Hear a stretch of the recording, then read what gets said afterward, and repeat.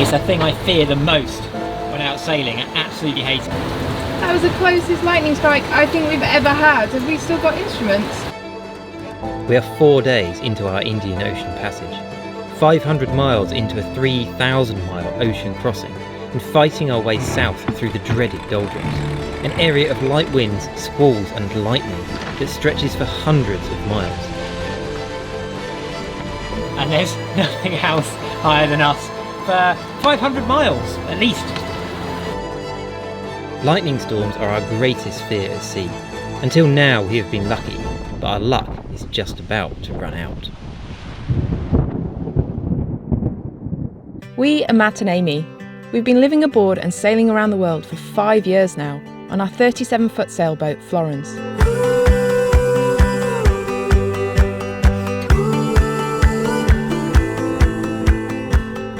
We have already crossed 2 oceans together and are now on our toughest challenge yet, crossing the Indian Ocean. Sailing through the doldrums is the most difficult part of this passage. The inconsistent winds mean we have to stay on high alert on deck. The constant sail changes and violent motion of the boat means very little time to sleep, leading to an exhausted crew.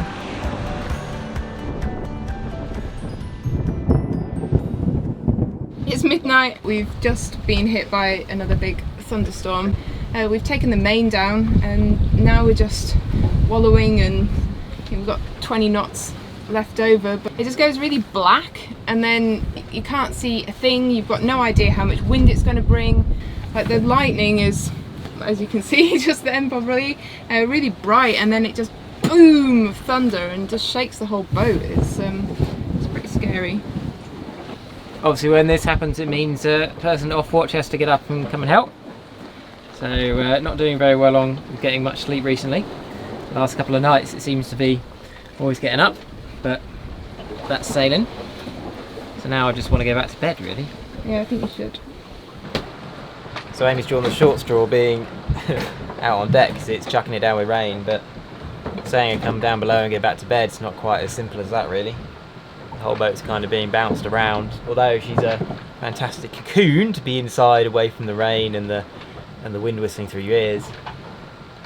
She's being thrown around quite a bit, so you've actually got to brace yourself just to stay in one place, and of course every single loose bit of equipment like pots and pans in the cupboard are rattling back and forth. Anything that can move is moving.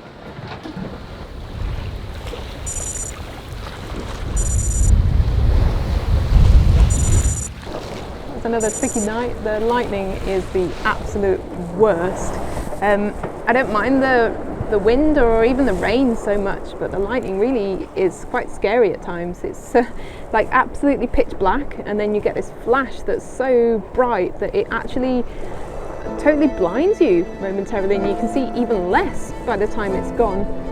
Some of those lightning strikes were really close. We're sailing through the doldrums, a large shifting belt around the Earth's centre where the prevailing trade winds of the northern hemisphere collide with those blowing in the opposite direction in the southern hemisphere. Due to the intense solar heat near the equator, the warm, moist air is forced up into the atmosphere. As the air rises, it cools and causes heavy rain and storms.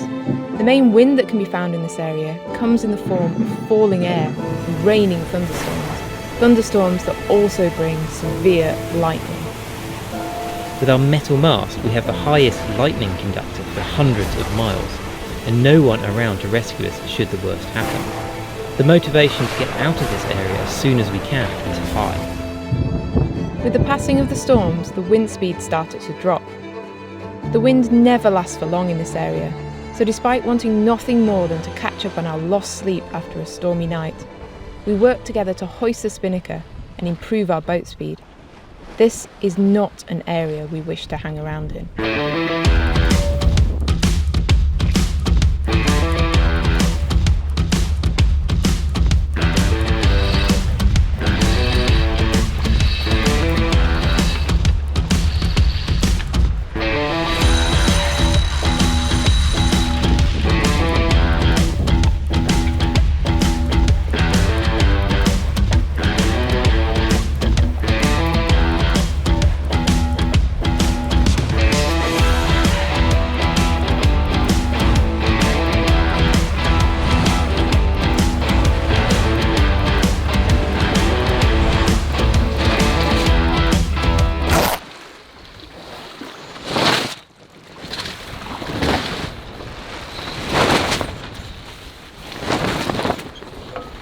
So this is sailing in light winds out in the ocean when the waves are tossing the boat around. It is pretty much impossible to keep the sails filled.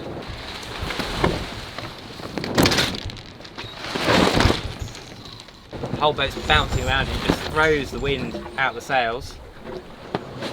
The spinnaker's normally better for it because it's a lighter material, but we put the spinnaker up at dawn this morning because the wind had started to go a bit light. We've been trying to get south or southwest from where we left Sumatra rather than heading west, because the Seychelles where we want to go are over there somewhere, but we're heading southwest because we're trying to get out of an area of no wind, which is to our north and also extending down to our west slightly.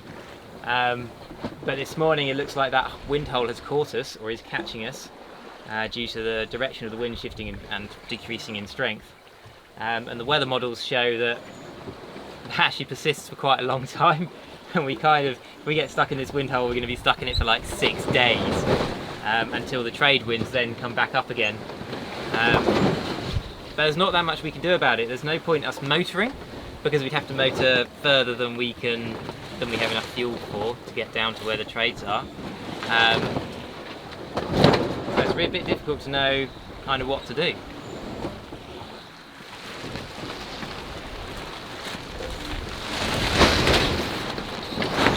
Can't do much with this.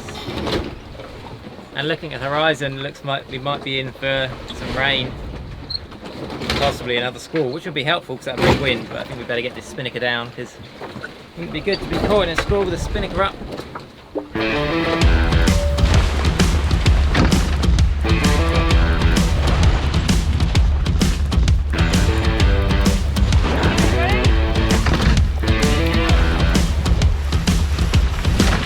The squalls and changeable wind here mean lots and lots of sail changes. To make sure we both keep Florence up to speed and avoid having too much sail up in a squall. Our onboard entertainment becomes a guessing game of what the next squall will bring in terms of wind direction and speed. It's going to be, I think about 25 knots, 25-30 knots. It's kind of normal here. It's not too low to the water, so I don't think it's going to bring that much initially, just quite a lot of rain. so it might just be time for a shower rather than time to sail fast. We could both do with a shower. We've been having like a saltwater shower every day, but it's just so hot. But can definitely tell we both in need of one. Could do with washing some clothes as well. Yeah, you're lucky it's not smell-o-vision. I'm literally dripping with sweat just from the effort of dropping that spinnaker and putting a reef in and tidying all the lines away. We've got all the hatches shut and our tropical foulies on, but I don't think this is going to bring much wind. It looks like it's mostly rain. The cloud's quite high and I can't see any white horses underneath it, so just wait a little longer and see what it brings. How's it looking? Not too bad. We've got like 20 knots at the moment, which is just nice sailing. We're doing about 6 knots downwind.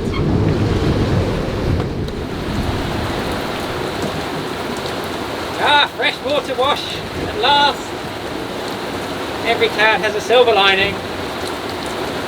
This one's kind of grey. Yeah, grey. Some people's grey, some people's silver. That's so nice now. Then came the lightning. When we're surrounded by lightning, we put our sat phone, our spare GPS and any other electronics that are to hand inside the oven in the hope that it will protect them and act as a Faraday cage. That was the closest lightning strike I think we've ever had. Have we still got instruments? Although they're flashing cow. I hate lightning. I really hate lightning. It's the one thing I really, well, not the one thing, it's the thing I fear the most when out sailing. I absolutely hate it. We're sailing around with a big metal stick and there's nothing else higher than us for 500 miles at least. And you're also 500 miles away from land if something bad does happen. Sadly, our masthead wind instruments had in fact stopped working, which makes sailing at night in shifty winds much more difficult.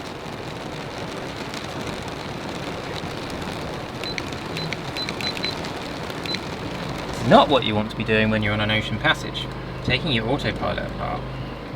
Now this has worked fine ever since we've had the boat. Not a problem, apart from the autopilot ram which died back in isolation bay and replaced that with a new one. But this part is the control panel, and literally just now started beeping, and when you press the button it didn't do anything. I'm going to try and take this apart and see if there's any water inside it.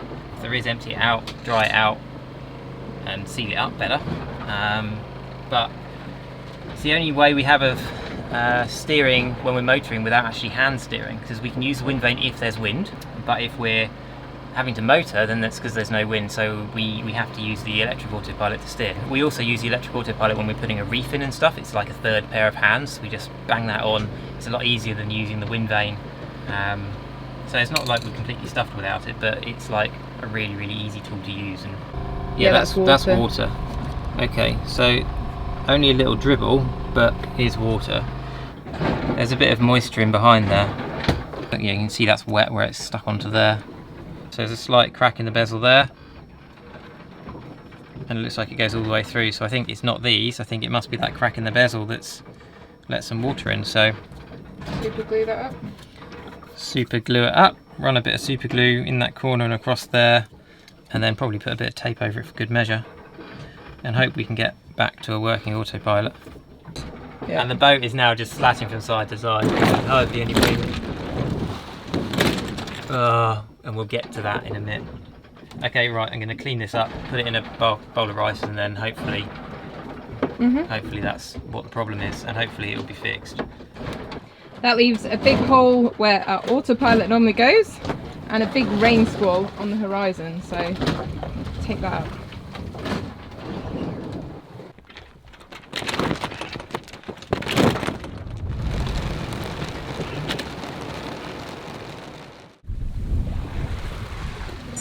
The weather makes a huge difference to how we're feeling, and yesterday was absolutely terrible. We had nothing, no wind through the night, no wind instruments, which made it really difficult. Oh, and the autopilot controller got water in it, still haven't fixed that yet. It was a pretty terrible day, and through the night we ended up taking the sails down and just drifting because there wasn't enough wind to sail properly, and the boat was just getting thrown all over the place by the waves. You couldn't keep it going in a straight line. But today, 10 knots of wind, which there wasn't supposed to be, and so we got the sails out, we started sailing, and we've pretty much been we have been sailing really well all day. So just been going over the boat this afternoon, checking for anything, any wear and tear that we might need to be aware of to fix. And I looked over the back of the boat, and this line where it goes down and attaches onto the self-steering, which is our only autopilot at the moment because the electric autopilot is broken. This one's pretty chafed where it connects on. I don't have another bit of rope that's strong enough and long enough to do this job. So I'm going to have to splice a bit onto the end of this one and then feed it through and then move the connection point so that we don't have a chafe point down there anymore. And because we don't have an electric autopilot at the moment, I've got to hand steer while Matt sorts this out.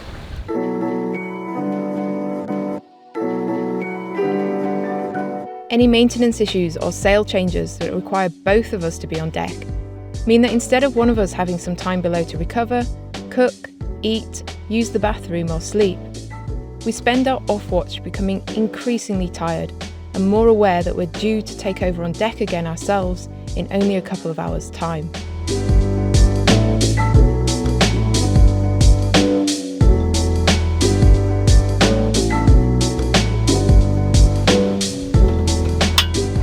So back in action, it had to be a splice because the knot won't go through this block.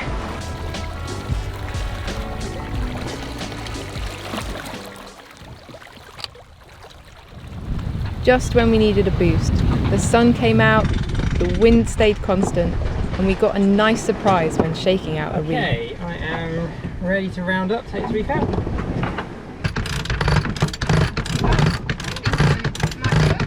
Yeah. During that manoeuvre, it looks like our wind instruments have come back to life. They're giving a reading, wind speed reading, which looks about right, and actually a direction which they haven't done for 24 hours. So if that's come back to life, that's going to make life so much easier. That relief was only magnified by a few hours of awesome spinnaker sailing. The break in the rain allowed not only for Florence's batteries to recharge, but ours too.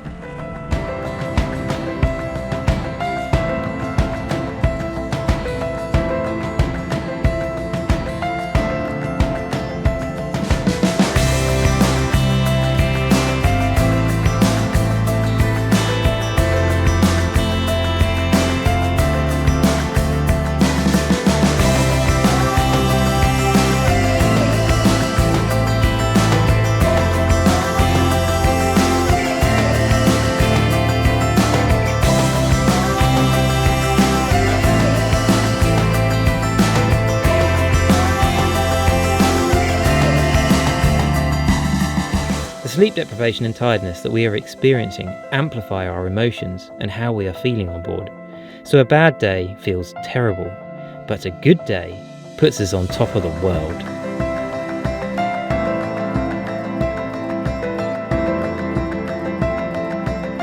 These few days have blurred into a mush of short periods of sailing in 20 plus knots before the wind would die and we'd need to change sails again in the rain. There was barely enough time to catch our breath and dry off before the next squall would appear and we'd need to reef again.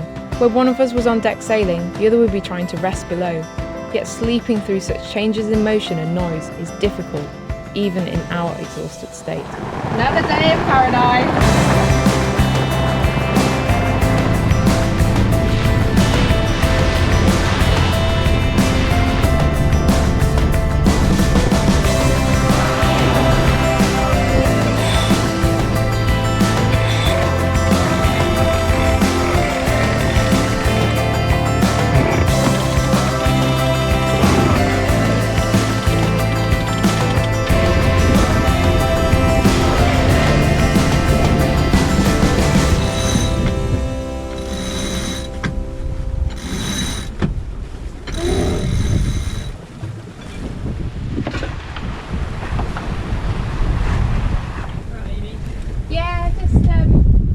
Watching a squall approaching. I think it's okay. It just started raining just now and picked up a bit. You're not coming up on the staysail just yet? I'm not coming up on the staysail yet, no. I just thought I'd fill the Genoa away. We're already doing like 6.5 knots and just thought I'd get ready.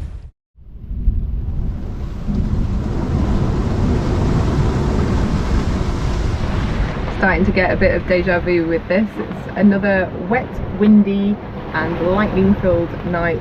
I had to put a third reef into the main as we got just before we got 30 knots. Luckily there's just enough light this evening to be able to see the dark cloud arriving on the horizon, so yeah, hopefully this is going to pass through without too much lightning and not last the whole night, but at least we're doing 6 knots in the right direction. What's it like out there, Amy?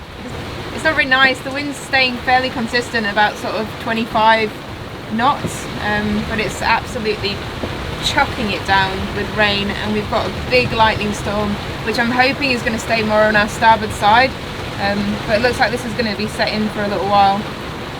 Another lightning filled night.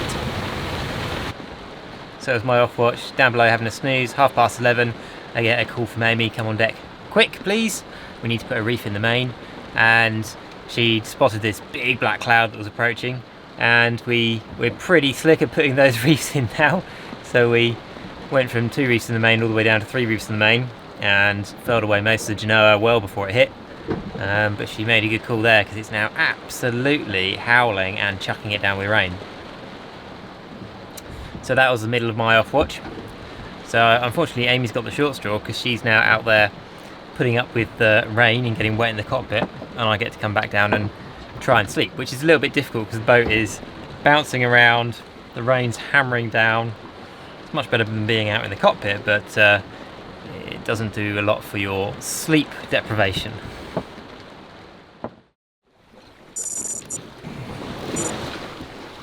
Oh, morning of day 7. Been at sea for a week. How's it going? Same as pretty much every morning. Squally. Well, I had a rain cloud go through a few hours ago and it's taken the wind with it, but on the horizon it's just filled with more squalls and more lightning, so yeah. It'd be nice when we get out of this area and into the actual trades, wouldn't it?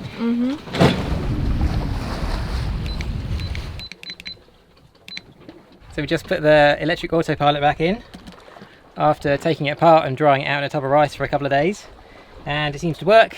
It doesn't beep when it's not supposed to beep, and it does beep when it is supposed to beep. Buttons work, but we found a tiny crack in the casing which we've super glued up.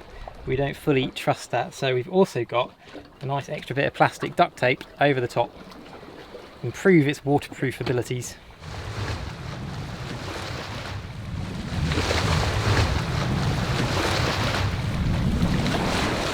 It's pretty exhausting, these changing conditions. You can't really relax. We're having to put so many reefs in and reefs out, having to fight the squalls through the night and really stay alert to kind of spot them before they approach us and catch us with too much sail area up.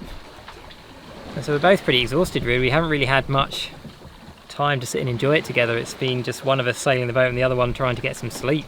Even now with this light wind that's come after a big rain squall's gone through, we can't really relax properly. Normally we'd have full sail up, but you can see just on the horizon behind me, and in fact surrounding us, are just these big grey raining clouds, and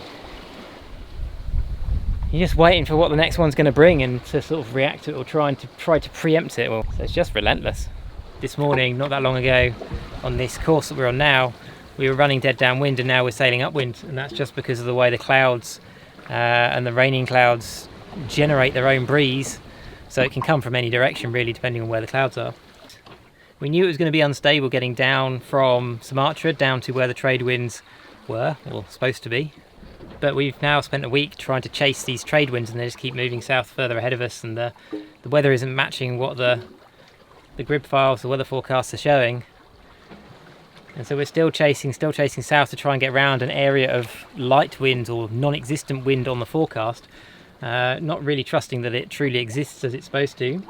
And then after that, we've literally just been informed by the guy who looks after the overall weather picture for us, Des Carson over in South Africa, saying you need to be aware that there's some really strong winds potentially coming up next week.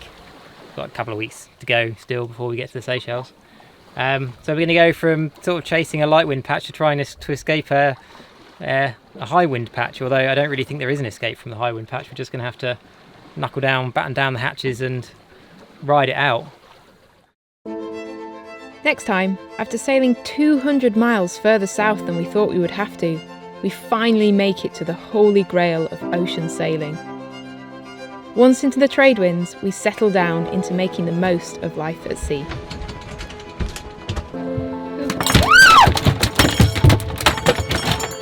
If you enjoyed this, please subscribe and click the bell to get a notification when the next video is released. And let us know what you think of the video. We love reading all your comments. These videos would not be possible without the support of some very special people. We would like to thank everyone who supports us, and especially our star patrons.